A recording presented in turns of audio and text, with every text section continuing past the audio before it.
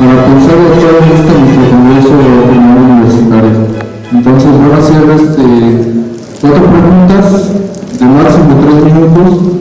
Por favor, sean concretos para que haya la posibilidad de que más gente participe. Entonces, la compañera Patricia va a pasar el micrófono. Presidente de esta Universidad de Ciencia Política, José Rodrigo Flores, comentaba de la paridad y la igualdad de voto. Nuestro Consejo Universitario, bajo usted sabrá, está integrado paritariamente por ¿ahí? ¿Está bien? ¿Más? ¿Ahí? Ok. Está integrado en paridad por estudiantes, por académicos, en un 40% estudiantes, 40% académicos, 10% del sector administrativo. Donde tenemos una paridad dentro del número de consejeros estudiantiles, mi percepción es que estamos en desventaja, ya que nuestros consejeros universitarios tienen que trabajar, tienen compromisos personales para mantener sus estudios, y muchos de ellos lo hacen en trabajos informales, cantando en camiones, incluso trabajando de plomero, de lo que sea, y aún así tienen una sobrecarga de trabajo en el consejo universitario, lo que ha dado como resultado que algunos se corrompan ante el autoritarismo que se vive en esta universidad.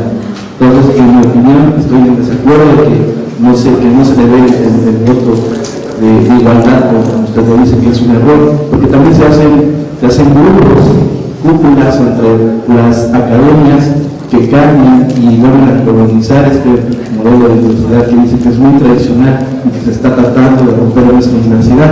Dice que se debería de alguna forma reforzar el sector estudiantil en este Consejo de la Universidad. Gracias. Soy José Ignacio Gutiérrez de Velasco, del programa de autogestión cooperativa, y la pregunta es en referencia a esta reforma universitaria en Córdoba. Se dio el Consejo Universitario con representación de egresados de la universidad, de estudiantes de la universidad, profesores de la universidad, y quiero saber si ahí sí hay una experiencia, ¿sí?, en Córdoba o en Buenos Aires o en alguna de las universidades de Argentina, que tengan entonces un congreso, o si nos pudieras hablar de una experiencia de congreso a nivel América Latina. Bueno, voy a agradecerle la revisión de la cronología, me ha resultado muy interesante haberla escuchado. Son 2 preguntas. La primera es: ¿en qué punto la cultura árabe se estancó? ¿En qué punto de inflexión histórica, digamos, se anquilosó? Porque realmente el desarrollo de la cultura árabe tuvo un parón muy grande. Por ejemplo, cuando los mongoles llegaron al norte de la India, desde Afganistán, Pakistán, barrieron literalmente lo que era la cultura árabe, la cultura de la antigua India, ¿no? Era tan fluida como lo pudo ser la cultura mesoamericana inicialmente, ¿no? Y la segunda pregunta es un carácter más, digamos, más social, ¿no? Evidentemente lo que acaba de decir tiene muchísima razón, pero cómo este mecanismo de pensamiento científico, ¿no?, el pensamiento de todas las áreas sociales en vinculación con la ciencia, puede llegar a través de la política. Entonces, el cambio es cómo vehiculizar lo que usted dice a través de la acción política, o cómo a través de un sistema político se puede llegar a introducir este pensamiento sano. Una esperanza que tengo gracias a la crisis de valores que tenemos ahora mismo en todo Occidente, ¿no? Espero que haya esa posibilidad. ¿Cómo pensaría usted que esa posibilidad podría ser? ¿Cómo vehiculizar ese pensamiento que tiene usted, ¿no?, social, con relación a la ciencia, que se exprese en términos políticos? ¿Cómo hacer que los políticos puedan hacer caso? Sí, realmente eso. Gracias. Quisiera preguntarle su opinión acerca de los riesgos de que las políticas universitarias se vean de alguna manera se hagan presas o se conviertan en instrumentos de aplicaciones demagógicas. Es decir, bueno, esta misma universidad tiene un problema similar con todo el debate acerca de los índices de titulación. El mismo gobierno de Cedillo también insiste mucho en la reproducción del sistema de universidades tecnológicas. La UAM en su momento fue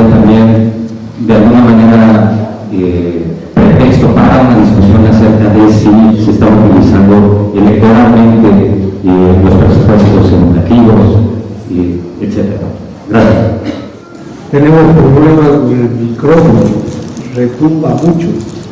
Pero de nuevo pregunto, ¿me escuchan bien al fondo? Sí. Pero yo me escucho bien cuando hablo, porque se retumba demasiado. La primera pregunto, hay 40% de presencia estudiantil y 40% de profesores aquí, en la UACM. Y tú dices, hay desventaja porque están estudiando y trabajando, pero la gran desventaja es que podrían intervenir plenamente en la universidad al terminarla. Y eso no se evita. Habría que discutirlo. Así que no voy a hacer que digan que están demasiado representados los estudiantes, porque que los profesores se puedan corromper, evidente, y que los estudiantes se pueden corromper, evidente. ¿Cómo? Yo he sido dirigente estudiantil, presidente de mi centro, fundador de la Federación Universitaria de mi universidad en el sur, he estado preso, levantándome contra Perón como estudiante. Entonces tengo experiencia universitaria a fondo.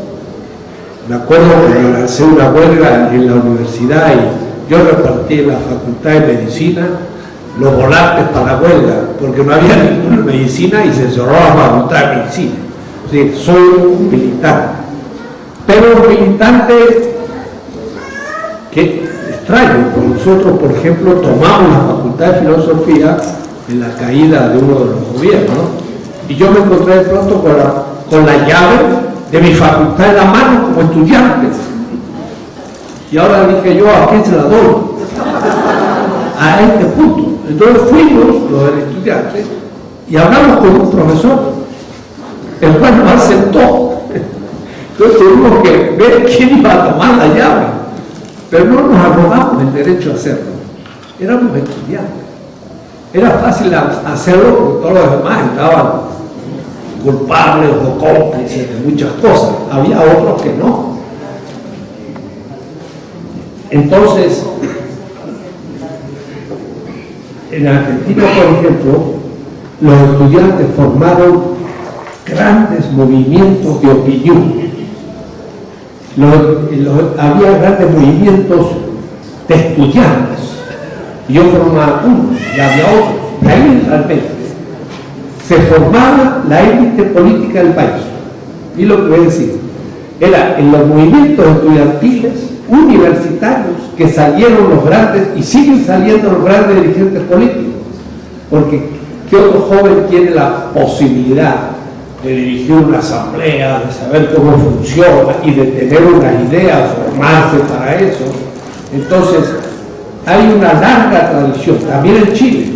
Por eso ustedes han visto que los estudiantes resisten 4 meses y siguen luchando, porque hay una conciencia estudiantil en el sur de América Latina muy fuerte, Perú también en una época. Así que aunque trabajaran, sabían cómo proceder. Y además no era asunto de ser estudiante, era ser estudiante en un grupo que tenía una ideología y que competía con otras. Pero ha llegado un punto, me acuerdo, Franja Morada, que era un grupo de izquierda en la Universidad de Buenos Aires, que había estudiantes que hacía 20 años que eran estudiantes y que como eran estudiantes recibían salario porque eran delegados y ya vivían de eso, y era una burocracia perniciosa para la universidad y eran los estudiantes. Pues sí que veamos, la cosa se puede también podrir por muchos lados. Cuando uno empieza no ve las consecuencias atroces, porque los profesores tenían que venir a los estudiantes a pedir permiso para dar un curso, porque si le boicoteaban un curso no podían dar el curso. Entonces de pronto no había libertad de cátedra, pero lo que tenían en la mano del asunto eran los estudiantes y no las autoridades. Eso es una experiencia, me decías tú.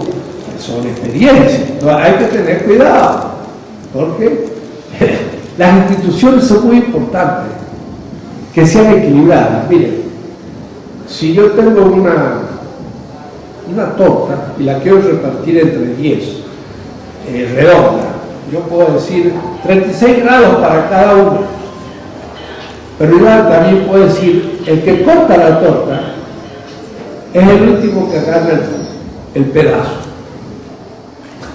Otra manera de decidir las cosas. Es una institución buena, porque entonces va a tener mucho cuidado de que no haya ninguna chiquita, porque saben que le va a tocar a él. Entonces es una institución buena, sin hablar de los 36 grados de geométricos, sino que, vea usted, entonces, las instituciones se pueden corromper todas, pero yo diría, tiene que guardar proporción, si no entramos también a otro nivel. Ahora, si se ha logrado aquí esa proporción, bueno, el asunto es que los estudiantes lo hagan por responsabilidad. Tú dices, tienen desventaja, por supuesto, pero no solo porque estudian, tienen desventaja porque no saben.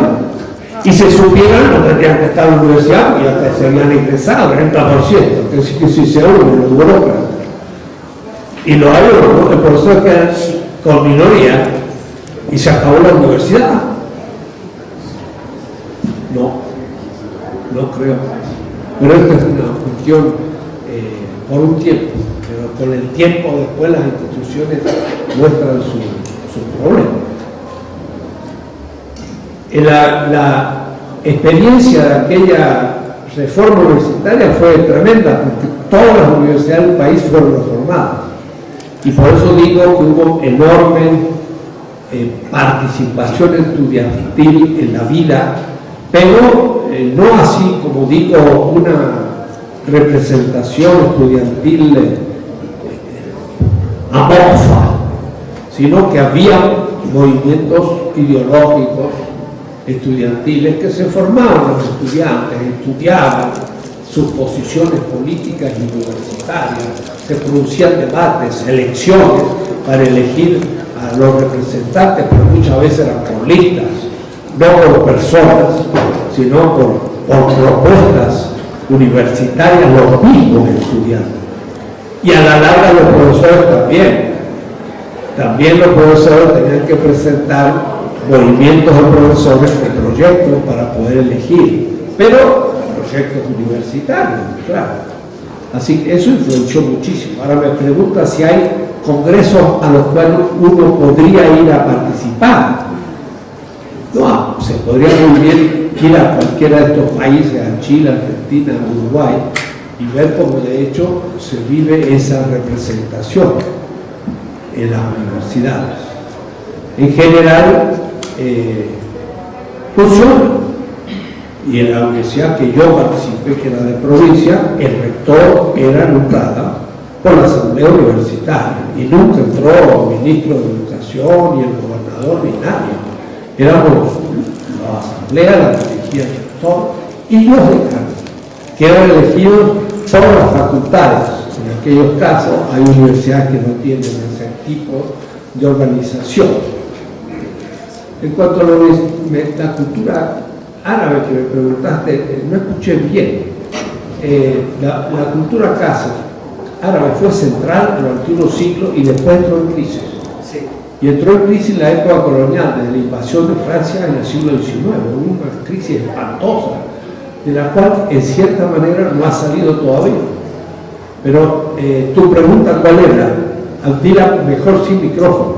En cuanto a la situación de los alumnos, en cuanto a la practicación de los alumnos, en cuanto a la duración de la permanencia de los alumnos en las aulas, etc.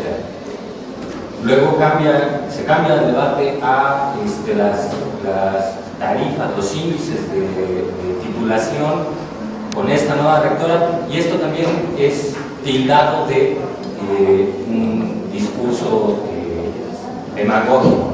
Pero en el parismo también, los proyectos de universidades tecnológicas con licenciaturas de 2 años, unos dicen que responden a una necesidad y sale también un sector crítico y dice, bueno, es una universidad pedagógica. Y ejemplos así hay más. Bueno. No, mira, la universidad está dentro de un país y la crisis del país influye en la universidad. Hay líneas que vienen del norte